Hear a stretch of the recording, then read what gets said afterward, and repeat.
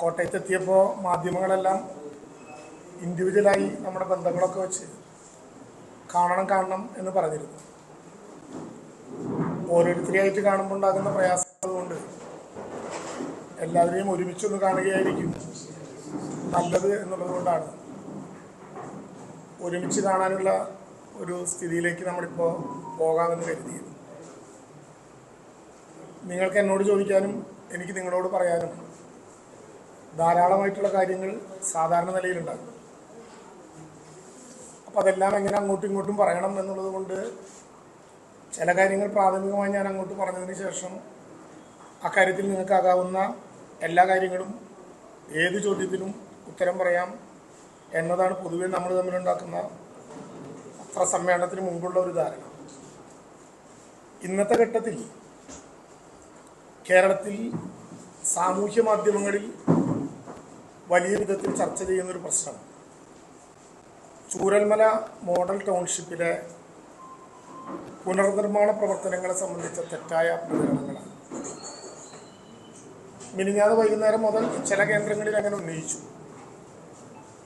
ആ ഉന്നയിക്കപ്പെട്ട കാര്യങ്ങളിൽ ആ ഘട്ടത്തിലൊന്നും ഞങ്ങൾ മറുപടി പറയാത്തത് സാധാരണ നിലയിൽ സാമൂഹ്യ മാധ്യമങ്ങളിലെ പല വിധത്തിലുള്ള വികാരങ്ങളുള്ള ആളുകളുണ്ട്, പല സ്വഭാവങ്ങളുമുള്ള ആളുകളുണ്ട്. ഇതുവരെ ഒരു വീട് പോലും ഭൂമിയിലേക്ക് ഇറങ്ങാൻ പറ്റാത്തതിൻ്റെ പ്രയാസവും ബുദ്ധിമുട്ടുമുള്ള പലതരത്തിലുള്ള കക്ഷികളുമുണ്ട്. അവർക്കൊക്കെ ഇടയിലുള്ള ചില കുറുമ്പുകൾ മാത്രമാകും എന്ന ധാരണയിൽ എല്ലാത്തിനും ഉത്തരം പറയേണ്ട ഉത്തരവാദിത്വം ഞങ്ങൾക്കില്ല എന്ന പൊതുധാരണയിലാണ് ഞങ്ങൾ നിന്നിരുന്നത്. എന്നാൽ ചിലയിടങ്ങളിൽ മുഖ്യധാരാ മാധ്യമങ്ങളിലേക്ക് കൂടി സാമൂഹ്യ മാധ്യമങ്ങൾ ഉയർത്തിപ്പിടിച്ച സംശയത്തിൻ്റെ നിഴൽ പൊതുസമൂഹത്തിനകത്ത് പരത്താൻ ശ്രമിക്കുകയോ പരത്തപ്പെടുകയോ ചെയ്യുന്നുണ്ടോ എന്ന് കണ്ടപ്പോഴാണ് ഈ കാര്യങ്ങളിൽ പ്രധാനപ്പെട്ട ചിലത് പറയണം എന്ന് തീരുമാനിച്ചത്. എനിക്ക് ഉറപ്പുണ്ട് അന്ന് ജൂലൈ 30-ാം തീയതി എൽസ്റ്റോണിലെ പുതുനഗര സൃഷ്ടിയിൽ മാതൃകാ വീട് കണ്ട ആർക്കും ആ വീടിൻ്റെ നിർമ്മാണത്തെക്കുറിച്ച് ഏതെങ്കിലും വിധത്തിലുള്ള സംശയം ഉണ്ടാകും എന്ന് ഞാൻ കരുതുന്നില്ല. സാധാരണ നിലയിൽ അവിടെ ഒരു മാതൃകാ ടൗൺഷിപ്പ് ഉണ്ടാക്കാനുണ്ടായ സാഹചര്യം നിങ്ങൾക്കറിയാം. അവിടെ പിരിഞ്ഞുപോയ ജനത ഒറ്റയ്ക്കൊറ്റയ്ക്കാവരുത് എന്ന താല്പര്യം ദുരന്തബാധിതരായിട്ടുള്ള മനുഷ്യർ ദുരന്തം നടന്ന് 23-ാമത്തെ ദിവസം അന്നത്തെ ചീഫ് സെക്രട്ടറി ആയിരുന്ന ശ്രീ വേണുവിൻ്റെ മുമ്പിൽ നിരത്തിയപ്പോഴാണ് ബഹുമാനപ്പെട്ട മുഖ്യമന്ത്രി തന്നെ നിശ്ചയിച്ചതുപോലെ ഒരു പുതുനഗരത്തിലേക്ക് വീടുകൾ നഷ്ടപ്പെട്ട മുഴുവൻ ആളുകളെയും പുനരധിവസിപ്പിക്കണമെന്ന ആശയത്തിലേക്ക് വന്നത്.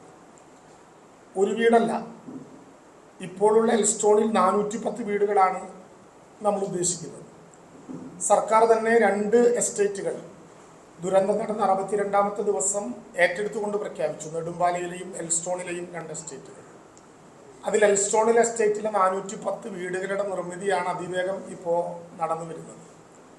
ആ 410 വീടുകൾ മാത്രമല്ല, ആ 410 വീടുകൾ ഉൾപ്പെടുന്ന നഗരത്തിൽ അംഗനവാടി, ആരോഗ്യ കേന്ദ്രം, open air theatre, market, community centre, ദുരന്ത നിവാരണ അഭയകേന്ദ്രം, മെറ്റീരിയൽ കളക്ഷൻ സൗകര്യം, ദുരന്തത്തിൽ നഷ്ടപ്പെട്ടവരുടെ സ്മാരകം തുടങ്ങി പൗരസമൂഹത്തിൻ്റെ അടിസ്ഥാന ആവശ്യങ്ങളായിട്ടുള്ള എല്ലാ കാര്യങ്ങളും ഇതിൽ ഉൾപ്പെടുന്നുണ്ട്. അതോടൊപ്പം തന്നെ സെവൻസ് ഫുട്ബോൾ നടത്താവുന്ന ഗ്രൗണ്ട്, എല്ലാവർക്കും വേണ്ടിയുള്ള പൊതു ഇടങ്ങൾ, റോഡുകൾ, ചെക്ക് ഡാം, പാലങ്ങൾ, കലുങ്കുകൾ, പൊതു ശൗചാലയങ്ങൾ, തെരുവ് വിളക്കുകൾ തുടങ്ങി ഒരു ടൗൺഷിപ്പിനകത്ത് എന്തെല്ലാമാണോ ഉണ്ടാകേണ്ടത് അതെല്ലാം 410 വീടുകളുടെ കൂട്ടത്തിൽ ഈ നഗരത്തിലുണ്ടാകും. 11 കിലോമീറ്ററിലധികമുള്ള ദൂരത്തിലുള്ള റോഡുകളാണ് ഇവിടെ നമ്മൾ വിഭാവനം ചെയ്തിട്ടുള്ളത്.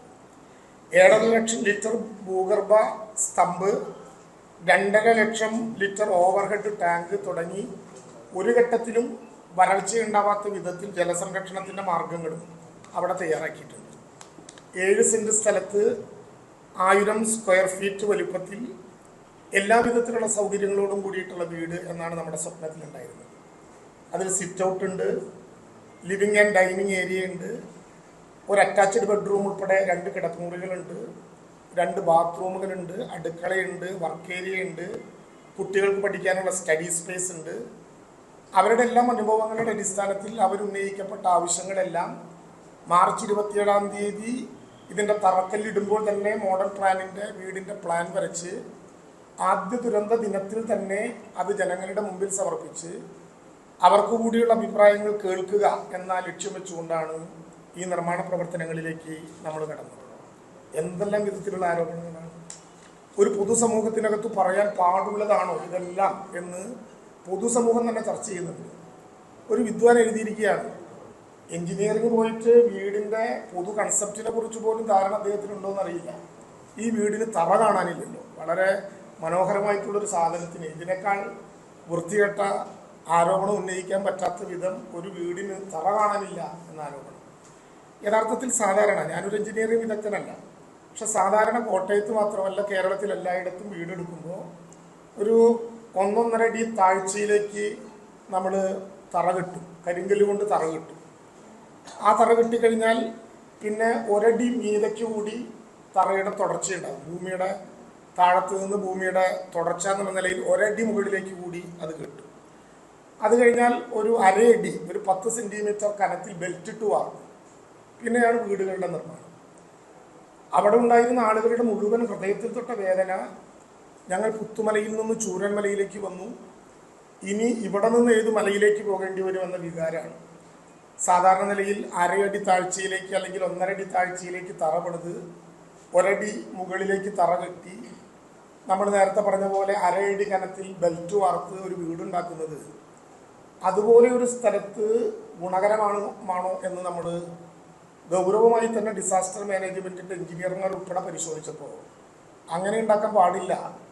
എല്ലാ വിധത്തിലുള്ള പ്രകൃതി ദുരന്തങ്ങളെയും മറികടക്കാൻ കഴിയുന്ന വിധത്തിലുള്ള ഒരു സ്റ്റാൻഡേർഡ് സമീപനം ഉണ്ടാകണം എന്ന് കരുതിയിട്ടാണ്.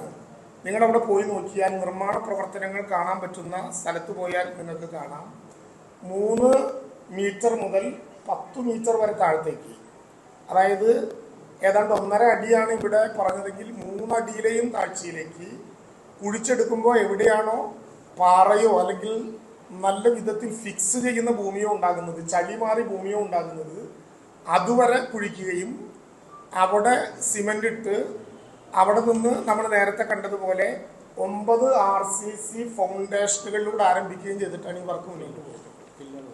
കൃത്യമായ 9 പില്ലറുകളിലൂടെയാണ് ഈ വർക്ക് മുന്നോട്ട് പോകുന്നത്. എന്ന് മാത്രമല്ല, ഭൂമിയിലേക്ക് വന്നാൽ നമ്മൾ ബെൽറ്റ് വാർക്കുന്ന സ്ഥിതി നേരത്തെ 10 സെൻറ്റിമീറ്റർ ആണെങ്കിൽ ഇതിന് 45 സെൻറ്റിമീറ്റർ കനത്തിൽ വാർത്ത ബെൽറ്റിലൂടെയാണ് തുറന്ന് പുറത്തേക്ക് നിർമ്മാണ പ്രവർത്തനം ആരംഭിക്കുന്നത്. വേണമെങ്കിൽ നമുക്ക് പറയാൻ കഴിയും, ഉടനീളം പരിശോധിച്ചാൽ ഒരേപോലെ ഒരു ഫ്രെയിംഡ് സ്ട്രക്ചർ എന്ന വിധത്തിൽ ഏറ്റവും ആധികാരികമായി നിർമ്മിക്കപ്പെട്ട വീടുകളുടെ പൊതു സ്വഭാവമാണ് ആ വീടിൻ്റെ നിർമ്മാണ പ്രവർത്തനത്തിൽ തന്നെയുള്ളത് എന്ന് നമ്മൾ കാണേണ്ടതുണ്ട്. എന്ന് മാത്രമല്ല, അവിടെ ഉപയോഗിക്കുന്ന എല്ലാ മെറ്റീരിയൽസും 5 വർഷത്തെ വാറണ്ടിയുള്ള കിറ്റ് പ്ലൈ ജോയിനറി, 5 വർഷത്തെ വാറണ്ടിയുള്ള ടാറ്റ പ്രവേശ് സ്റ്റീലിൻ്റെ ഡോറുകൾ, അങ്ങനെ തുടങ്ങിയാൽ ഓരോന്നും. അവിടുത്തെ ടൈൽസിന് പ്രത്യേകതയുണ്ട്, 5 വർഷത്തെ ഗ്യാരണ്ടിയാണത്. ബാത്റൂം മെറ്റീരിയൽസിന് 7 വർഷത്തെ വരെ ഗ്യാരണ്ടിയുള്ള ഉപകരണങ്ങളാണ്. അവിടെ നമ്മൾ സ്ഥാപിച്ചിട്ടുള്ള UPVC ജനലുകൾക്ക് 20 വർഷത്തെ വരെ വാറണ്ടി ലഭ്യമായിട്ടുള്ളവയാണ്. അങ്ങനെ തുടങ്ങി ഓരോ ചെറിയ കാര്യത്തിലും അടുക്കളയുടെയും വർക്ക് ഏരിയയുടെയും കൗണ്ടർ ടോപ്പുകൾ കറുത്ത പോളിഷ് ചെയ്ത ഗ്രാനൈറ്റ് ഉപയോഗിച്ചുകൊണ്ട് ചെയ്യുന്നത് ഉൾപ്പെടെയുള്ള വളരെ ശ്രദ്ധേയമായിട്ടുള്ള ഓരോ ഘട്ടവും വളരെ ശ്രദ്ധേയമായിട്ടുള്ള നടപടികളാണ് ഇതിൻ്റെ നിർമ്മാണ പ്രവർത്തനത്തിൽ നമ്മൾ പറഞ്ഞിട്ടുള്ളത്. IP65 റേറ്റ് ചെയ്ത വെതർ പ്രൂഫ് മീറ്റർ ബോക്സുകളാണ് ഇതിനു വേണ്ടി നമ്മൾ അതിൻ്റെ ഓരോ ഘട്ടത്തിലും നമ്മൾ ഉപയോഗിക്കുന്നത്. ഞാനതിൻ്റെ വിശദമായിട്ടുള്ള സ്ട്രക്ചർ ഓരോന്നും പറഞ്ഞു പോകുകയല്ല, നിങ്ങൾക്ക് ആവശ്യമുണ്ടെങ്കിൽ അതിലുപയോഗിക്കുന്ന എല്ലാ മെറ്റീരിയൽസിൻ്റെയും ഡീറ്റെയിൽസ് ഇവിടെ പറഞ്ഞു. ഞാൻ ഒറ്റ ചോദ്യമേ ചോദിക്കുന്നുള്ളൂ. കേരളത്തിൽ ഈ വീടുകൾ നിർമ്മിക്കുന്നതിൽ 5 വർഷത്തെ ഗ്യാരണ്ടിയുള്ള വീടുകൾ, 5 വർഷത്തെ ഗ്യാരണ്ടിയുള്ള വീടുകൾ, സിവിൽ സ്ട്രക്ചറിന് 5 വർഷത്തെ ഗ്യാരണ്ടിയോടുകൂടിയുള്ള വീടുകൾ നിർമ്മിക്കുന്നത് എവിടെയാണ്? സ്ട്രക്ചറിന് ഏതെങ്കിലും വിധത്തിലുള്ള കേടുപാടുകൾ ഉണ്ടായാൽ പൂർണ്ണമായിട്ടും 5 വർഷക്കാലത്തേക്ക് ആരാണോ കോൺട്രാക്ടർ, ആ കോൺട്രാക്ടർ തന്നെ അത് ശരിയാക്കി കൊടുക്കണമെന്ന ഗ്യാരണ്ടിയോടെ നിർമ്മിക്കുന്ന വീടുകളുടെ അടിസ്ഥാനപരമായിട്ടുള്ള തുക എത്രയാണെന്ന് ആരെങ്കിലും നിശ്ചയിച്ചിട്ടുണ്ടോ?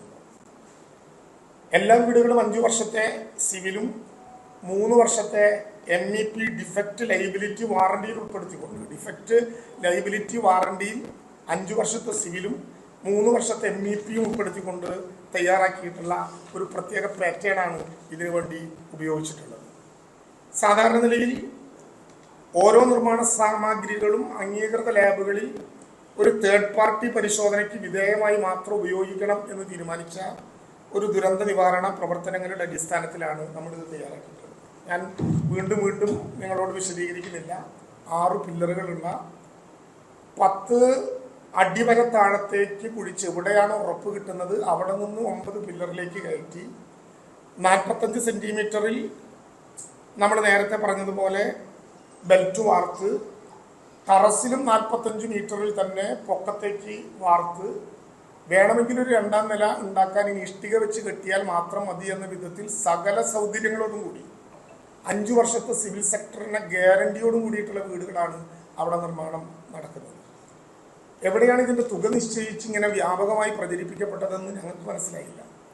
സാധാരണ നിലയിൽ ഇത്രയേറെ ഉപകരണങ്ങളോടുകൂടി, ഞാനതിൻ്റെ 17 പ്രത്യേകതകൾ ഇവിടെ കയ്യിലുണ്ട്, ആവശ്യമായവർക്ക് അത് നൽകുകയും ചെയ്യാം.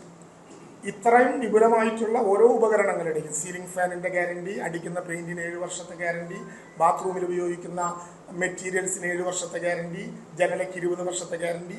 ഈ ഗ്യാരണ്ടി പ്രഖ്യാപിക്കുകയല്ല, അതിൻ്റെ എല്ലാം ഗ്യാരണ്ടി കാർഡ് ആരാണോ ആ വീടിൻ്റെ ഉടമസ്ഥൻ അദ്ദേഹത്തിന് തന്നെ കൈമാറും.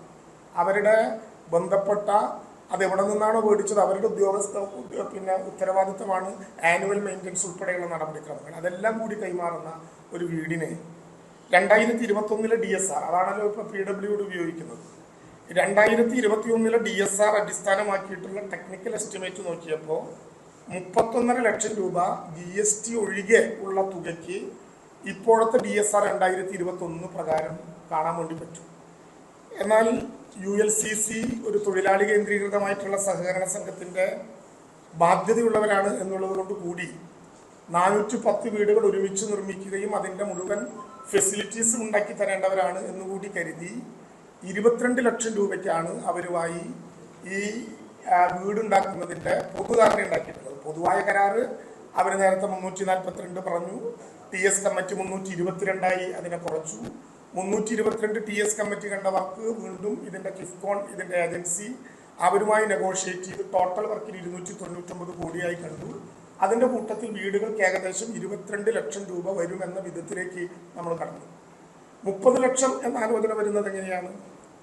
ബഹുമാനപ്പെട്ട മുഖ്യമന്ത്രിയുടെ നേതൃത്വത്തിൽ ആദ്യഘട്ടം വിളിച്ച 50 വീടുകൾ മുതൽ 100 വീടുകൾ വരെയുള്ള വീടുകൾ കൈമാറുന്നതിന് വേണ്ടി അവരുടെ സ്പോൺസർമാരുമായി വിളിച്ചു ചേർത്ത യോഗത്തിൽ ബഹുമാനപ്പെട്ട മുഖ്യമന്ത്രിയുണ്ട്, പ്രതിപക്ഷ നേതാവുണ്ട്, ഞാനുണ്ട്, പ്രതിപക്ഷ ഉപനേതാവുണ്ട്.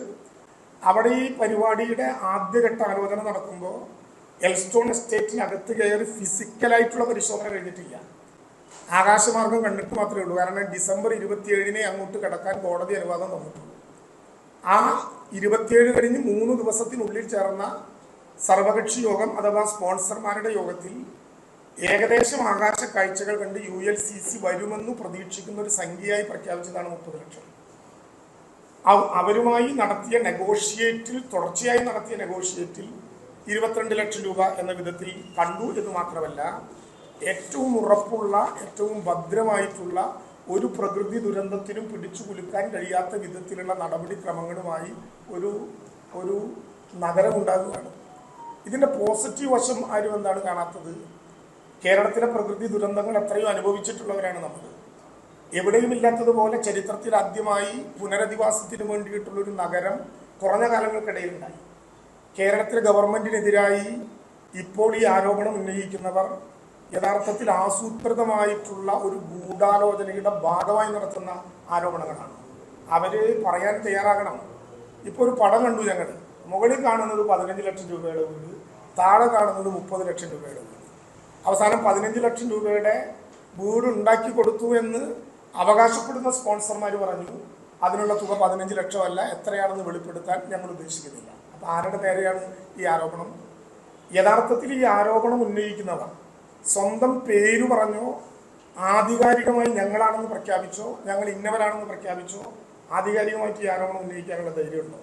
ഉണ്ടെങ്കിൽ ആ 15 ലക്ഷം രൂപ ഉള്ള വീട്ടിലേക്ക് നമുക്ക് ഒന്നിച്ചു പോകാം. അല്ലെങ്കിൽ ഇവിടെ പണിയുന്ന വീട്ടിലേക്ക് ഏറ്റവും കുറഞ്ഞ ചെലവിൽ നിർമ്മിക്കാൻ പറ്റുന്നവരെല്ലാം കൂടി വന്നിട്ട് ഈ സ്പെസിഫിക്കേഷനിൽ അവർക്ക് ചെലവഴിക്കാവുന്ന തുകയെത്ര എന്ന് നിശ്ചയിക്കാം. എന്തെല്ലാം വിധത്തിലുള്ള ആരോപണങ്ങളാണ് ഇവിടെ ഉന്നയിക്കപ്പെടുന്നത്? ഇത് ആദ്യമായിട്ടാണോ? അതാണ് ഞാൻ നിങ്ങളോടുള്ള ചോദ്യം. ഇത് ആദ്യമായിട്ടാണോ? കൽപ്പറ്റക്കാരോട് പറഞ്ഞാൽ പെട്ടെന്ന് മനസ്സിലാകും. ഇവിടെ ഇരിക്കുന്നവരിൽ പല മുഖങ്ങളും ആ ദുരന്ത ഭൂമിയിൽ കണ്ടവരാണെന്നുള്ളത് കൊണ്ട് ഞാൻ പറയുകയാണ്. ആദ്യം ഉണ്ടായ ആരോപണം എന്താ? ചൂരൽമലയിൽ നിന്ന് ആദ്യം ലോകത്തിന്റെ മുമ്പിൽ കേരളത്തെ അപമാനിക്കാൻ ബോധപൂർവം കച്ചകെട്ടി ഇറക്കിയ ആരോപണം കൊടുക്കാത്ത ബ്രെഡ് പൂത്തു എന്നുള്ളതാണ്. കൊടുക്കാത്ത ബ്രെഡ് പൂത്തു എന്ന് ആരോപിച്ചിട്ട് ആ ബ്രെഡ് കൊടുത്തത് ആരാണെന്ന് അന്വേഷിച്ച് നടന്ന് ഇതുവരെ കണ്ടെത്തിയിട്ടില്ലല്ലോ. ഞങ്ങളതിലേക്ക് കിടക്കാത്തത് ഒരു ദുരന്തഘട്ടത്തിൽ അങ്ങനെ ഒരു ശത്രുതയും അങ്ങനെ ഒരു തെളിവെടുപ്പും ഉണ്ടാകാൻ പാടില്ല എന്നുള്ളതാണ്. രണ്ടാമത്തത് എന്താ? ദിവസം അധികം വൈകിയില്ല. കഴിഞ്ഞ 2ാം ഓണത്തിന് ഇതിലുൾപ്പെടുന്ന ചില മാധ്യമ പ്രവർത്തകരുൾപ്പെടപ്പെട്ട് കേരളത്തിലെ ഗവൺമെന്റ് പുത്തുമലയിൽ ശവസംസ്കാരം നടത്തിയതിൽ ഓരോ കുഴിക്കും 75,000 രൂപ മേടിച്ചു എന്ന ആരോപണം ഉന്നയിച്ചു എന്ന് മാത്രമല്ല, 36 മണിക്കൂർ കേരളത്തിലെ ചാനലുകളിൽ ചർച്ചയ്ക്ക് വിധേയമാക്കി ഞങ്ങളുടെ ഗവൺമെന്റിനെ പൂർണ്ണമായിട്ടും പോസ്റ്റ്മോർട്ടം ചെയ്തില്ലേ? എന്നിട്ട് അവസാനം എവിടെയാണ് അവസാനിച്ചത്? The cost involved and estimated to be എന്ന ആമുഖത്തിനോടെ ആഗസ്റ്റ് 17 കേന്ദ്ര ഗവൺമെന്റിന് അയച്ച മെമ്മോറാണ്ടമാണത് എന്നെല്ലാവരും സമ്മതിച്ചു. എങ്ങനെയാണ് ആരോപണം ഉയർന്നു വന്നത്? ഓരോ ഘട്ടങ്ങളിലും ലോകത്തെ അത്ഭുതപ്പെടുത്തുന്ന ദുരന്ത നിവാരണ പ്രവർത്തനങ്ങളിൽ രാഷ്ട്രീയത്തിനതീതമായി ഭരണ പ്രതിപക്ഷ സംഘം ഒരു സംഘമായി നിന്ന് നടത്തേണ്ട ഒരു പ്രവർത്തനത്തിൽ അങ്ങനെ തന്നെ മുന്നോട്ട് കൊണ്ടുപോകാൻ നമ്മൾ ആഗ്രഹിക്കുമ്പോൾ ലോകത്തിന്റെ മുമ്പിൽ കേരളത്തെ ബോധപൂർവ്വം അപമാനിക്കാനുള്ള ശ്രമങ്ങളുടെ പിന്നിലുള്ള അജണ്ട എന്താണ്? ഇപ്പൊ പറഞ്ഞു ജൂലൈ 30 ആകുന്നത് വരെ പറഞ്ഞു ആ നഗരത്തിൽ ഒരു വീട് പോലും ഇല്ല. അവസാനം ഒരു വീട് കാണിച്ചു കൊടുത്തപ്പോൾ പറഞ്ഞു ഒരേ ഒരു വീടേ ഉള്ളൂ. ഇതാണ് അതിൻ്റെ മറ്റൊരു വൈവിധ്യം. നഗരത്തിൽ ഒരു വീട് പോലും ഇല്ല. ഒരു മിടുക്കം പറഞ്ഞു നഗരം കാണിച്ചു തന്നവന് 1 കോടി രൂപ വരെ കൊടുക്കും. ഞാൻ പറഞ്ഞു ആ 1 കോടി കയ്യിലുണ്ടെങ്കിൽ ഇവിടെ അടച്ചാൽ 5 വീട് നഗരത്തിൽ ഉണ്ടാക്കി കൊടുക്കാം. പിന്നെ പറഞ്ഞു ഒരേ ഒരു വീട്. ഇതിന്റെ പിന്നിലുള്ള യാഥാർത്ഥ്യം എന്താണ്? കേരളത്തിലെ ഗവൺമെന്റ് എങ്ങനെയാണ് നഗരത്തിലേക്ക് വന്നത്? അവിടെ പ്ലാന്റേഷൻ ഭൂമി മാത്രമുള്ളൊരു സ്ഥലമാണ്. ഇത്രയേറെ ആളുകൾക്ക് ഒരുമിച്ച് താമസിപ്പിക്കാൻ, ഒരുമിച്ച് ജന്മം കൊണ്ട ഭൂമികൾ മേടിക്കാൻ പറ്റാത്തത് കൊണ്ട് എസ്റ്റേറ്റുകൾ നോക്കി, 25 എസ്റ്റേറ്റുകൾ നോക്കി. ഡോക്ടർ ജോൺ മത്തായി പറഞ്ഞ 9 എസ്റ്റേറ്റുകൾ പ്രത്യേകമായി സുരക്ഷിതമാണെന്ന് കണ്ടു. അതിൽ നെടുമ്പാലയും എൽസ്റ്റോണും ഏറ്റെടുത്തുകൊണ്ടുള്ള പ്രഖ്യാപനം നടത്തിയത് ഒക്ടോബർ 3 ദുരന്തമുണ്ടായ 62-ാം ദിവസം. എന്നാൽ ദുരന്ത നിവാരണ ആക്ട് പ്രകാരം ഭൂമി ഏറ്റെടുക്കാൻ അനുവാദമില്ലെന്ന് കാണിച്ച് എസ്റ്റേറ്റ് ഉടമകൾ കോടതിയിൽ പോയി. ഞങ്ങൾ വാദിച്ചു. കോടതി ആ കേസിൽ വിധി പറഞ്ഞത് ഡിസംബർ 27 അതുവരെ ഗവൺമെന്റിന് അങ്ങോട്ട് കടക്കാൻ പറ്റിയില്ല. 27 വിധി പറഞ്ഞ് 4ാമത്തെ ദിവസം 2025 ജനുവരി 1 പ്രഭാതത്തിൽ പൂർണ്ണമായ പ്ലാനുമായി ഗവൺമെന്റിന്റെ ക്യാബിനറ്റ് കൂടി അത് അംഗീകരിച്ചു. 2-ാം തീയതി ടോപ്പോഗ്രാഫിക്കൽ ജിയോഗ്രഫിക്കൽ സർവേ ആരംഭിച്ചു. ഫിസിക്കലായി ഭൂമിയുടെ തട്ട് കണ്ടു. അവിടെ വാല്യുവേഷൻ സമർപ്പിച്ചു.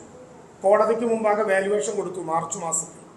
മാർച്ച് 27-ാം തീയതി തറക്കല്ലിടാം, പക്ഷെ നഷ്ടപരിഹാരത്തിൽ ഉറപ്പുവരാതെ പ്രവർത്തിക്കാൻ പാടില്ല എന്ന് കോടതി വിധിച്ചു.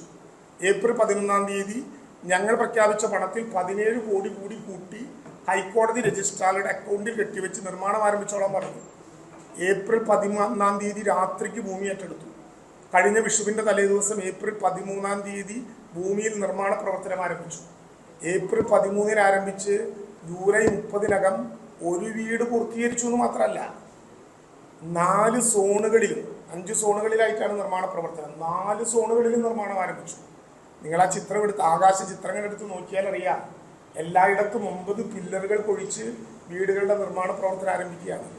എല്ലാ വീടും ഒരുമിച്ച് പണിയാൻ പറ്റും. 3.25 മാസക്കാലം കൊണ്ട് ഒരു വീട് ഫിനിഷ് ചെയ്ത് വെച്ചതെന്തിനാ? ആളുകൾക്ക് കണ്ട് ഒരു ആശ്വാസം അടയാനാണ്. സോഷ്യൽ മീഡിയ നടത്തുന്ന തെറ്റായ പ്രചരണമല്ല ഇത് എന്ന് ബോധ്യപ്പെടുത്താനാണ്.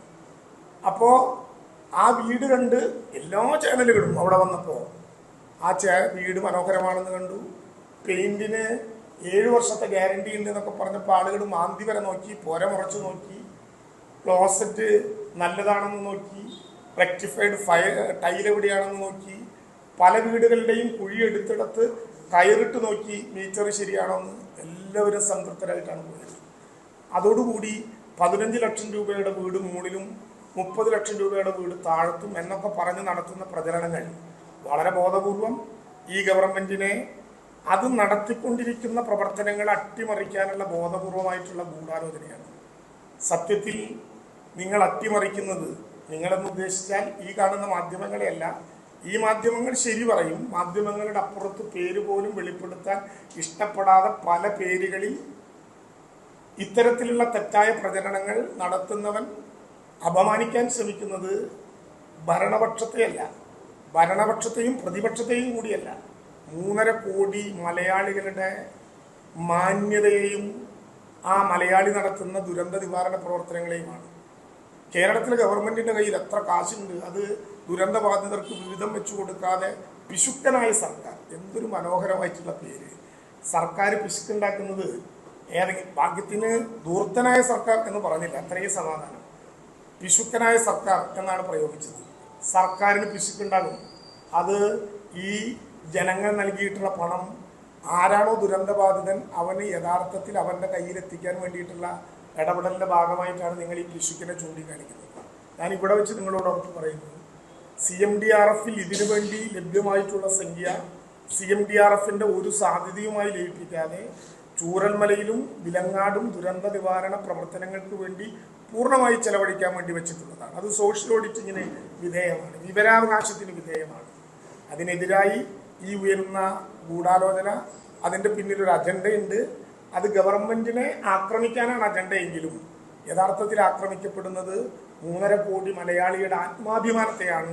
അത് ചോദ്യം ചെയ്യാൻ അനുവദിക്കുന്ന പ്രശ്നമില്ല. ഒരു വീട് പോലും ഭൂമിയിൽ വെക്കാൻ പറ്റാത്തവൻ്റെ പ്രയാസം ഞങ്ങൾക്ക് മനസ്സിലാകും. പിരിവെടുത്തവനും പിരിവ് കൊടുത്തവനും ഒക്കെ തമ്മിൽ എന്തെങ്കിലും പ്രശ്നമുണ്ടെങ്കിൽ അവർ തമ്മിൽ രമ്യമായിട്ട് ബന്ധപ്പെട്ട സ്ഥലത്തിരുന്ന് പരാതി പരിഹരിക്കുകയായിരിക്കും നല്ലത്. ഞങ്ങൾ ചോദിക്കാൻ വരുന്നില്ല, ഞങ്ങൾ ഓഡിറ്റിങ്ങിനും വരാൻ ഉദ്ദേശിക്കുന്നില്ല. നിങ്ങൾ തമ്മിൽ എന്തെങ്കിലും പ്രശ്നമുണ്ടെങ്കിൽ അത് മാറ്റാനുള്ളൊരു പോംവഴിയായി കേരളത്തിലെ ഗവൺമെന്റിന്റെ തലയ്ക്ക് കയറാൻ ദയവായി നിൽക്കരുത്. എല്ലാ ശ്രേഷ്ഠതയോടെയും കൂടി ഞങ്ങൾ നിൽക്കുകയാണ്. ഇനിയും നമ്മളെല്ലാവരും ഒരുമിച്ചാണ് ഈ പ്രവർത്തനങ്ങൾക്ക് നേതൃത്വം നൽകേണ്ടത്. കുറവും കൂടുതലും ഒക്കെ നമുക്ക് കാണാനും തിരുത്താനും പറ്റും. എത്ര എഞ്ചിനീയർമാരാണ് ഇപ്പോൾ രംഗപ്രവേശം ചെയ്തിട്ടുള്ളത്. ഇരുമ്പ് കമ്പിക്ക് എന്താണ് വളവ്, ഓടിനെന്താണ് ഈ നിറം, നല്ല മഴയുള്ള നേരത്ത് എന്തിനാണ് ഈ പെയിന്റ് അടിക്കാത്തത്, ടെറസിൽ കയറിയാൽ ആൾ വഴിക്ക് വീഴുമോ.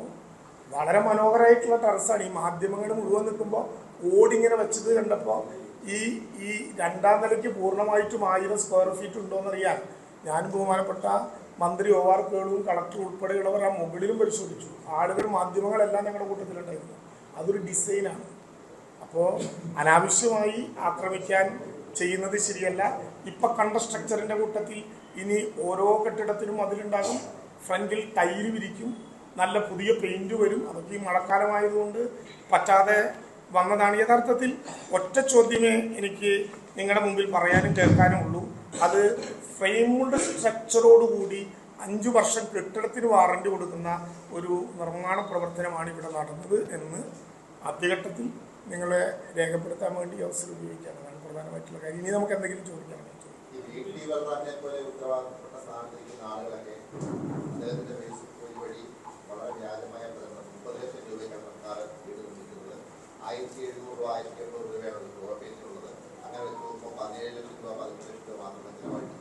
ഈ 30 ലക്ഷം രൂപ എന്തിനു വേണ്ടിയാണ് ചെലവഴിക്കപ്പെടുന്നത് എന്നുള്ളതാണ് അദ്ദേഹത്തിന്റെ ഉത്തരവാദിത്തമാണ്.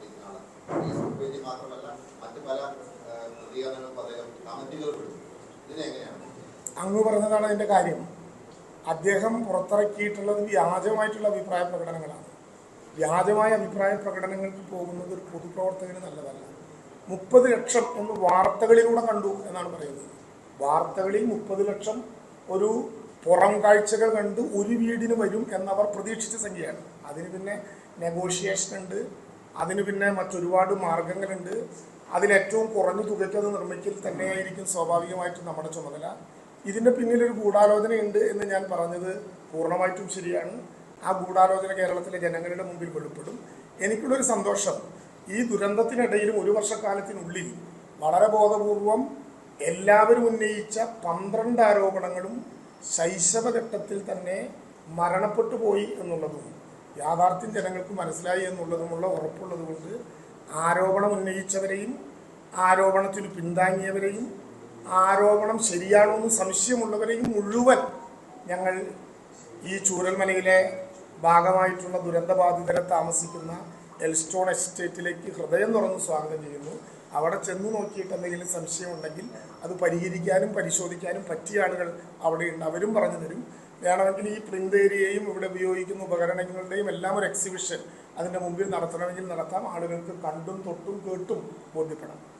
ഈ ഒരു വർഷമായിട്ട് ഇന്ന് ഹൈക്കോടതിയിൽ ഈ ലോൺ എടുത്തുള്ള വിഷയം ഒരു വർഷമായിട്ട് എന്തുകൊണ്ട് ഇത് നടന്നില്ല എന്നുള്ള 13-ാം തീയതി അവസാനം തീരുമാനം പറയണമെന്ന് ഹൈക്കോടതി കേന്ദ്രത്തോട് ചോദിച്ചിട്ടുണ്ട്. അങ്ങ് ചോദിച്ചു വളരെ ശരിയാണ്. ഇത് പക്ഷെ നാളത്തെ ഒരു പത്രത്തിലും ഒരു മാധ്യമത്തിലും വലിയ വാർത്തയാകുമെന്ന് ഞാൻ പ്രതീക്ഷിക്കുന്നില്ല. കോടതി ഒരു തവണ സർക്കാരിനോടൊരു വിശദീകരണം ചോദിച്ചു എന്ന് പറഞ്ഞ് 1-ാമത്തെ പേജിൽ വാർത്ത കൊടുത്തവർ കോടതി സെക്ഷൻ 13 എടുത്തു കളഞ്ഞതിനെ ആക്രമിച്ചപ്പോൾ ചരമകോടതി പോലും കൊടുത്തില്ല എന്നുള്ളതാണ് നമ്മുടെ സങ്കടം. ചോദിച്ചു വളരെ ശരിയാണ്. 2005 പാർലമെന്റ് പാസ്സാക്കിയിട്ടുള്ള ദുരന്ത നിവാരണ നിയമത്തിൻ്റെ സെക്ഷൻ 13 അനുസരിച്ച് ഡിസാസ്റ്റർ ഓഫ് സീവിയർ നേച്ചർ എന്ന വിധത്തിലൊരു ദുരന്തമുണ്ടെങ്കിൽ ആ ദുരന്തം ഉൾപ്പെട്ട സ്ഥലങ്ങളിലെ ദുരന്തബാധിതരുടെ കടങ്ങൾ എഴുതി തള്ളാൻ സെക്ഷൻ 13 അനുസരിച്ച് ദേശീയ ദുരന്ത നിവാരണ അതോറിറ്റിയുടെ ഒറ്റ പ്രമേയം മതി.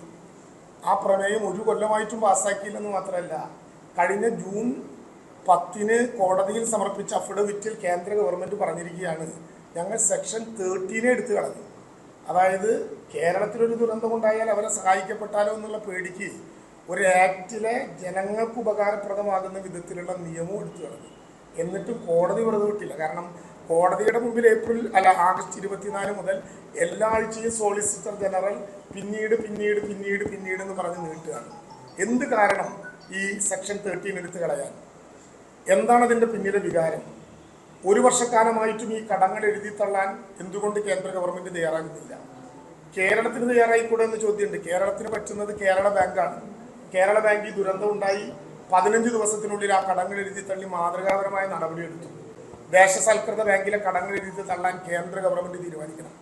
കേരളത്തിന് പണമടയ്ക്കാം. പണമടച്ചാലോ അപ്പോഴും ഈ ദുരന്തബാധിതരായിട്ടുള്ള കടബാധിതരുടെ സിബിൽ സ്കോർ നിൽക്കും. ഇതാകുമ്പോൾ സിബിൽ സ്കോർ നിൽക്കില്ല, പുതിയ കടമെടുക്കാൻ അവകാശമുണ്ട്. സെക്ഷൻ 13 അനുസരിച്ചിട്ടുള്ള എന്ത് നടപടി എടുക്കും എന്ന് 13 പറയണം എന്ന അന്ത്യശാസനം നൽകിയിരിക്കുകയാണെന്ന് കോടതി പറഞ്ഞതിൽ ഒരു കാര്യം കൂടിയുണ്ട്. പറ്റുമോ ഇല്ലയോ എന്ന് പറയണം. എന്താണ് കേന്ദ്ര ഗവൺമെൻറ്റിൻ്റെ അവസാനത്തെ നിലപാട്? അതിനർത്ഥം ഒരു വർഷമായി നിങ്ങൾ ജനങ്ങളെ കബളിപ്പിച്ചുകൊണ്ടിരിക്കുകയാണ്, ഇനിയെങ്കിലും നിങ്ങൾ തീരുമാനം പറയണം, അതനുസരിച്ച് കോടതി തീരുമാനിക്കും എന്നാണ് പറഞ്ഞത്. കോടതിയുടെ നിർദ്ദേശം സ്വാഗതം ചെയ്യുന്നു.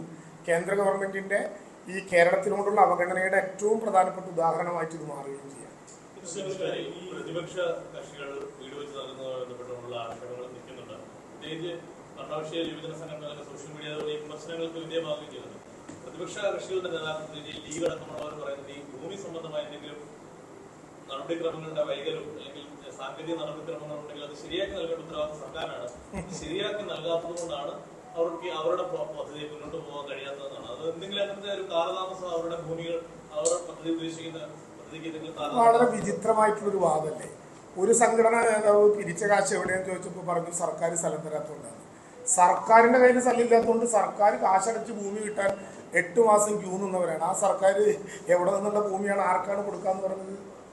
ആർക്കും കൊടുക്കാന്ന് പറഞ്ഞില്ല. 2, ലീഗുമായി ബന്ധപ്പെട്ട പ്രശ്നത്തിൽ ആരാണ് കേസെടുത്തിട്ടുള്ളത്? ഗവൺമെൻറ്റാണ്. മാധ്യമങ്ങൾ ഇനിയെങ്കിലും മനസ്സിലാക്കണം. TLB ആണ് കേസെടുത്തിട്ടുള്ളത്. TLB ഒരു കോസി ജുഡീഷ്യൽ പദവിയുള്ളൊരു ഏജൻസിയാണ്. ഭൂപരിഷ്കരണ നിയമപ്രകാരം അധിക ലാൻഡ് ഉണ്ടാവുകയോ 81 എക്സെപ്ഷൻ പ്രകാരം പ്ലാന്റേഷന് വേണ്ടി ഉപയോഗിക്കപ്പെട്ട ഭൂമി തരം മാറ്റുകയോ ചെയ്താൽ സുമോമോട്ടോ കേസെടുക്കാനുള്ള ഒരു കോസി ജുഡീഷ്യറി അധികാരമുള്ള ഒരു കോടതി സ്വഭാവമുള്ള ഒന്നാണ് TLB. TLB ആണ് കേസെടുത്തിട്ടുള്ളത്, സർക്കാരല്ല കേസെടുത്തിട്ടുള്ളത്. TLBയുടെ മുമ്പിൽ സർക്കാരും കക്ഷിയാണ്. 81 പ്രകാരം പ്ലാന്റേഷനായി കൊടുത്തൊരു ഭൂമി തരം മാറ്റിയാലോ മുറിച്ചു വിറ്റാലോ ആ ഭൂമി മിച്ചഭൂമിയായി മാറും. ഇത് 81 ഭൂപരിഷ്കരണ നിയമത്തിൽ ഉള്ളൊരു നിയമമാണ്. ആ നിയമം അനുസരിച്ചിട്ട് കേസെടുത്തു എന്ന് ഞങ്ങൾക്ക് മനസ്സിലാക്കാൻ കഴിഞ്ഞു. ഞങ്ങളുടെ മുമ്പാകെ ഒരു അപ്ലിക്കേഷനും അതുമായി ബന്ധപ്പെട്ട് ഇടപെടാൻ വന്നിട്ടില്ല. എനിക്ക് മനസ്സിലായത് അന്ന് അവർ പറഞ്ഞത് ഞങ്ങളുടെ കയ്യിൽ രേഖകളുണ്ട്, ഞങ്ങൾ TLBയുടെ മുമ്പിൽ ഹിയറിങ്ങിന് വിധേയമായി ഞങ്ങളത് ഹാജരാക്കുന്നതാണ്. അവർ ഹാജരാക്കിയോ, ഞങ്ങളതിൽ പരാജയപ്പെട്ടോ, ഞങ്ങൾക്കിനി വേറെ നിവൃത്തിയില്ല, ഇതൊന്നും അവർ പറഞ്ഞിട്ടില്ല. സർക്കാരിന് ഭൂമി കിട്ടാൻ കോടതിയിൽ ചെന്ന് പെടുമ്പോൾ ബോധപൂർവവും അവരൊക്കെ കോടതിയിൽ ചെന്ന് പെടുമ്പോൾ സർക്കാരിൻ്റെ പിടിപ്പുകേടും എന്നൊക്കെ പറയുന്നതിൽ എന്താണ് ന്യായം? ലോകത്തിലെല്ലാവർക്കും ഒരു നിയമമല്ലേ? ആ നിയമമല്ലേ നമ്മളെല്ലാവരും ഉപയോഗിച്ചുകൊണ്ടിരിക്കുന്നത്. അപ്പം അത് തെറ്റായ വാഗ്ദാനമാണ്. അതിൻ്റെയൊക്കെ ഒരു പ്രയാസമായിരിക്കും ചിലപ്പോൾ. അവർ നേരിട്ടല്ലെങ്കിലും ബന്ധപ്പെട്ട ചിലരുടെ സ്വന്തം പേര് പോലും പ്രയോഗിക്കാൻ പറ്റാത്ത വിധത്തിൽ ഒറ്റപ്പെട്ട് ഈ ഫോട്ടോകളൊക്കെ കാണിച്ച് ലൈറ്റ് ഇട്ടിട്ടുള്ള ഏതൊരു സ്ഥലത്തെ ഫോട്ടോ കാണിച്ച് അത് നോക്കൂ ഇത് നോക്കൂ. അവരൊക്കെ വന്നോട്ടെ, ആ കോൺട്രാക്ടർമാരൊക്കെ വന്നിട്ട് ഇങ്ങനെ കാണുന്ന സ്ട്രക്ചർ എത്ര രൂപയ്ക്ക് പണിത് തരാമെന്ന് പറയട്ടെ, നമുക്ക് ആലോചിക്കാമല്ലോ. അങ്ങനെ പ്രയാസമില്ല. ഈ വീടുകൾ നിർമ്മിച്ച് നൽകുന്നത് സർക്കാർ കുറച്ച് പേർ നിർമ്മിച്ച് നൽകുന്നുണ്ട്, പിന്നെ സന്നദ്ധ സംഘടനകൾ ഒക്കെയാണ്. അപ്പൊ അതിന്റെ ആ ലിസ്റ്റ് ആദ്യം ഒരു ഘട്ടത്തിൽ തയ്യാറാക്കിയത് പിന്നീട് അതിനകത്ത് ഒരു മാറ്റം വന്നിട്ടുണ്ടോ? സർക്കാരിൻ്റെ ലിസ്റ്റിൽ 3 വിഭാഗമുണ്ട്. ഒന്ന് ഫേസ് 1 പൂർണ്ണമായ ദുരന്തബാധിത, 2 ഫേസ് 2 ജോൺ മത്തായി വന്ന് കണ്ട് നല്ല വീട് പക്ഷെ അങ്ങോട്ട് കടക്കാൻ പാടില്ല, 2B കടക്കാൻ പാടും പക്ഷെ ആക്സസ് ഇല്ല, ഒറ്റപ്പെട്ടു പോകും, ഐസൊലേറ്റഡ് ആകും. ഇവരെല്ലാം ഉൾപ്പെടുന്ന 402 ആളുകളുടെ ലിസ്റ്റ് ആദ്യം അംഗീകരിച്ചു. പിന്നീട് DDMA ആണ് ഇതൊക്കെ ചെയ്യുന്നത്, ഡിസ്ട്രിക്ട് ഡിസാസ്റ്റർ മാനേജ്മെന്റ് അതോറിറ്റി. സർക്കാർ നേരിട്ട് ഇടപെടുത്തില്ല. അവരടുത്ത ലിസ്റ്റിൽ 49 പേരെ കൂടി ഉൾപ്പെടുത്തണം എന്ന് പറഞ്ഞു. ആ 49 പേരെ കൂടി ഉൾപ്പെടുത്തി. അപ്പം 451 451 കഴിച്ച് ഇനി 200ഓളം അപേക്ഷകൾ സർക്കാരിന് മാനദണ്ഡം മറികടക്കൽ ഉൾപ്പെടെയുള്ള ആവശ്യം ഉന്നയിച്ചുകൊണ്ട് വന്നിട്ടുണ്ട്. അതിൽ റവന്യൂ വകുപ്പിൻ്റെ അഡീഷണൽ സെക്രട്ടറി ഹിയറിംഗ് നടത്തി. ഇനി ദുരന്ത നിവാരണ വകുപ്പിൻ്റെ പ്രിൻസിപ്പൽ സെക്രട്ടറി അവിടെ പരിശോധിച്ച് അതിലേതെങ്കിലും എടുക്കാവുന്നതുണ്ടെങ്കിൽ അതുകൂടി കൂട്ടിയാൽ അത് ഈ നഗരത്തിൽ വരുന്ന ലിസ്റ്റാണ്. അങ്ങനെ വന്ന ലിസ്റ്റിൽ 104 പേർ 15 ലക്ഷം രൂപ മേടിച്ച് ഞങ്ങൾക്ക് ഈ വീട് വേണ്ട, ചില ആളുകൾ പറയുമല്ലോ ഈ സ്കൂളിലെ പഠിപ്പും വേണ്ട ഇവിടെ തുപ്പുമാവും വേണ്ട എന്ന് പ്രഖ്യാപിച്ച് 15 ലക്ഷം രൂപ മേടിച്ച് പോയവരുണ്ട്. അവരിൽ ചില ആളുകൾ ഇപ്പോൾ വളരെ പ്രയാസപ്പെട്ട് ഞങ്ങളോട് ഈ വീടൊക്കെ കണ്ടപ്പോൾ എങ്ങനെയാണ് നമുക്ക് കൂടി ആലോചിക്കാമോ നോക്കാമോ എന്നൊക്കെ പറയുന്നവരുണ്ട്. അതിൽ നമുക്കിപ്പോൾ ഒരു തീരുമാനം എടുക്കാൻ പറ്റുന്നതുമല്ല. മറ്റ് പോകുന്നവരുടെ നമ്മൾ ഈ പണം കൊടുത്ത് വിട്ടു എന്നല്ലാതെ അവരെങ്ങോട്ടെങ്കിലും പോകുന്നു എന്ന് ഞങ്ങളോട് നേരത്തെ പറഞ്ഞവരല്ല. ഇവിടെയുള്ള കാര്യത്തിൽ 5 വർഷം ഗ്യാരണ്ടിയോട് കൂടിയുള്ള വീട് 7 സെന്റ്, ഈ പറയപ്പെടുന്ന 20 കൊല്ലം ഗ്യാരണ്ടി വരെയുള്ള സ്റ്റീൽ സ്ട്രക്ചറോട് കൂടിയിട്ടുള്ള വീട്, അത് ഞങ്ങൾ ഗ്യാരണ്ടി ചെയ്യും. ആദ്യമായിട്ട് ശ്രീ സ്ഥലമേറ്റവുമായി ബന്ധപ്പെട്ടുകൊണ്ട് സർക്കാർ മുമ്പോട്ട് പോകുമ്പോൾ കോടതിയിലേക്ക് കാര്യങ്ങൾ അങ്ങനെ ഈ പദ്ധതി എന്ന് യാഥാർത്ഥ്യമാകാൻ പാടില്ല, നടപ്പാക്കാൻ പാടില്ല എന്ന് ഏതെങ്കിലും തരത്തിൽ ആരെങ്കിലും ഒക്കെ ആഗ്രഹിക്കുന്നുണ്ടോ? അത്തരക്കാരാണ് ഇത്തരത്തിലുള്ള വ്യാജ പ്രചരണങ്ങൾ. ആഗ്രഹക്കാരുണ്ടോ എന്ന ചോദ്യത്തിന് ഞാൻ തന്നെ ഉത്തരം പറയണമെന്ന് നിർബന്ധമില്ലല്ലോ. ആഗ്രഹക്കാർ കണ്ടാൽ മനസ്സിലാകില്ലേ ഇത് പകരാണെന്നും പാർട്ടി ഓഫീസിൻ്റെ താഴത്തിരിക്കുകയാണെന്നും മനസ്സിലാകുന്നത് നമുക്ക് ഈ കാര്യങ്ങളുടെ പിന്നിലുള്ള വികാരം എന്താണെന്ന് ഒറ്റയാലോചനയ്ക്ക് മനസ്സിലാകും. വളരെ ബോധപൂർവമായ ഗൂഢാലോചന. അതുകൊണ്ടാണ് ഞാൻ പറഞ്ഞത് ആഗ്രഹം മാത്രമല്ല, തയ്യാറാക്കിയ തിരക്കഥയുടെ അടിസ്ഥാനത്തിലുള്ള ഗൂഢാലോചന ഈ ഗവൺമെൻറ്റിനെതിരായി ഉന്നയിക്കപ്പെടുന്നുണ്ട്. അതിൻ്റെ ഒരു ഘട്ടമാണ് ഈ ഘട്ടം. സർക്കാർ പേടിച്ച് പുറകോട്ട് പോകുന്നില്ല. സർക്കാർ ശരിയായ നിലപാടെടുത്ത് മുന്നോട്ട് പോകും. സർക്കാരിൻ്റെ വിധേയത്വം ആ ദുരന്തത്തിൽ പെട്ടുപോയ സാധാരണക്കാരായ മനുഷ്യരോടാണ്. ആ വിധേയത്വം പൂർണ്ണമായി നിർവഹിക്കും. ഡിസംബർ 31-നുള്ളിൽ വീടുകൾ പൂർത്തിയാക്കാൻ അതിവേഗമുള്ള നടപടിക്രമങ്ങളിലേക്ക് പോകും. അവിടെ വരുന്ന മറ്റു ഫെസിലിറ്റീസ് ഉൾപ്പെടെ 2026 മാർച്ചിനുള്ളിൽ അതിനോട് ചേർന്ന് നിൽക്കുന്ന ഫെസിലിറ്റീസ് ഉൾപ്പെടെ പൂർത്തീകരിച്ച് വളരെ ഈ ഗവൺമെൻറ്റിൻ്റെ കാലത്ത് തന്നെ സന്തോഷപൂർവമായ വിധത്തിലുള്ള പുനരധിവാസം ഉണ്ടാകും. എല്ലാ ചാനലുകളും കണ്ടില്ലേ, അവരവരുടെയൊക്കെ ചാനലുകളിൽ അവിടെ വന്ന സ്ത്രീകളുടെയും അവിടെ വന്ന പുരുഷന്മാരുടെയും ഒരു സന്തോഷം. എനിക്ക് തന്നെ ഷെയ്ക്കേണ്ടി വന്നിട്ട് ഒരാൾ പറഞ്ഞത് മാധ്യമങ്ങളോട്, എൻ്റെ ജീവിതകാലം മുഴുവൻ പണിയെടുത്താൽ ഇതുപോലൊരു വീടുണ്ടാക്കാൻ പറ്റില്ല. ഗ്യാരണ്ടി കാർഡ് അവരുടെ കയ്യിൽ തന്നെ കൊടുക്കും. ഉറപ്പായിട്ടും അവർക്ക് വിശ്വസിക്കാം. ഓരോ ഘട്ടത്തിലും ഈ പേടി ഉണ്ടാക്കുകയാണ്. കോടതിയിൽ ഇപ്പോൾ നേരത്തെ പറഞ്ഞതുപോലെ കോടതിയിൽ ഓരോ തവണ വിധി പറയുമ്പോഴും ഇത് നിങ്ങൾക്ക് കിട്ടില്ല, ഇത് ലഭ്യമാകില്ല, ഇപ്പോഴൊന്നും നടക്കില്ല, ഇങ്ങനെ എത്ര പ്രചരണം നടന്നു, ലഭ്യമായില്ല. അതുപോലെ തുടർന്ന് ലഭ്യമാണ്. കൃത്യം പ്രോജക്റ്റ് അനുസരിച്ചാണ്.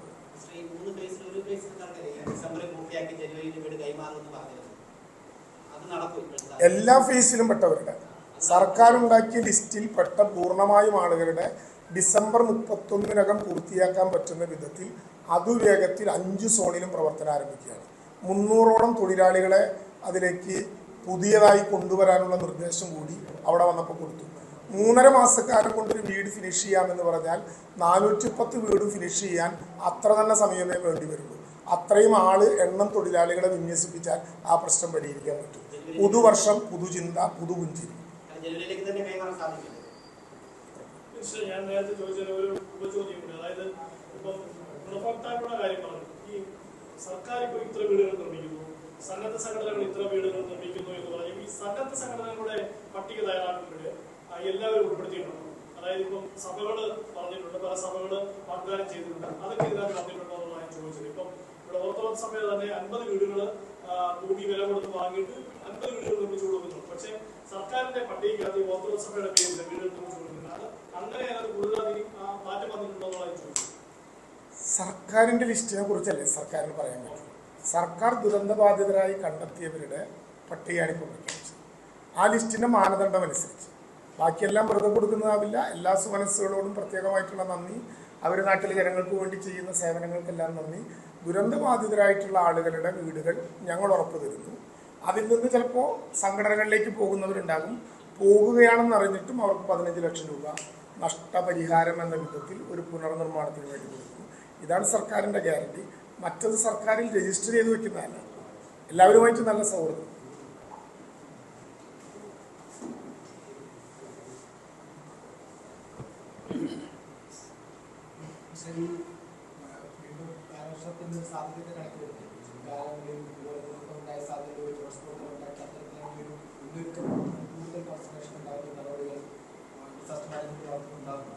വളരെ ശ്രദ്ധയോടുകൂടി ഏപ്രിൽ മാസം മുതൽ നമ്മൾ ആ വിധത്തിലുള്ള നടപടി തുടങ്ങിയതാണ്. സാധാരണ വർണബിൾ പ്ലേസസ് ആണ് നമ്മൾ എടുക്കാറ്. അതായത് വർണബിൾ എന്ന് നമുക്ക് കാണാൻ കഴിയുന്ന പ്രദേശങ്ങൾ. ഇത്തവണ വർണബിൾ പോപ്പുലേഷൻ കൂടി എടുത്തിട്ടുണ്ട്. അതിലുൾപ്പെടാവുന്ന ആളുകൾ 5895 ക്യാമ്പുകൾ ഏത് നിമിഷത്തിലും ആരംഭിക്കാൻ സജ്ജമാണ്. അത് ഈ കാലവർഷം പൂർണ്ണമായി പോകും വരെ ആ നടപടിക്രമങ്ങളിലൂടെ പോകും. മഴയുടെ ഇപ്പോഴത്തെ ഒരു പ്രശ്നം തുള്ളിക്ക് ഒരു കുടം എന്ന് പറയുന്നത് പോലെ അളവ് കൂടുകയാണ്. പെയ്യുന്ന ഒരേ പ്രദേശത്ത് തന്നെ ആ മഴ പെയ്യുകയാണ്. അത് മുന്നിൽ കണ്ടുകൊണ്ട് ആവശ്യമായിട്ടുള്ള മുൻകരുതലുകൾ കൃത്യമായി എടുത്ത് ഓരോ പ്രവചനങ്ങളും കൃത്യമായ ആളുകളുടെ മുമ്പിൽ കൊണ്ടുകൊടുക്കാൻ കഴിയുന്ന വിധത്തിൽ അത് മുന്നോട്ട് കൊണ്ടുപോകും.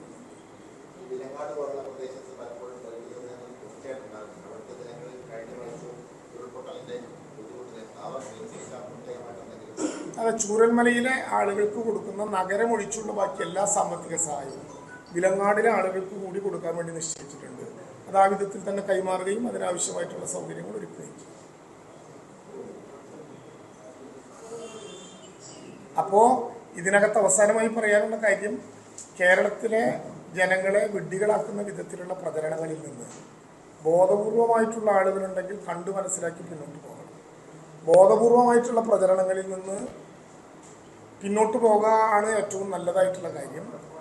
ബോധപൂർവമായിട്ടും തയ്യാറാക്കിയതുമായിട്ടുള്ള ഇത്തരം കബളിപ്പിക്കപ്പെടുന്ന പ്രചരണങ്ങളുമായി ബോധപൂർവമായിട്ടാണ് മുന്നോട്ട് പോകുന്നതെങ്കിൽ കേരളത്തിലെ ജനങ്ങളുടെ മുമ്പിൽ ഈ യാഥാർത്ഥ്യങ്ങളെല്ലാം ഞങ്ങൾ സമർപ്പിക്കുകയാണ്. ജനങ്ങൾ കാണും, ജനങ്ങൾ ബോധ്യപ്പെടും. ഏറ്റവും ശക്തമായിട്ട് ആ നിലപാടുകളുമായി ഗവൺമെൻറ് പോകും. ഇതൊന്നും ഗവൺമെൻറ്റിനെ പേടിപ്പിക്കുന്ന കാര്യമല്ല. ഇത്തരം തെറ്റായ പ്രചരണങ്ങളിൽ ഗവൺമെൻറ് വിശ്വസിക്കുന്നില്ല.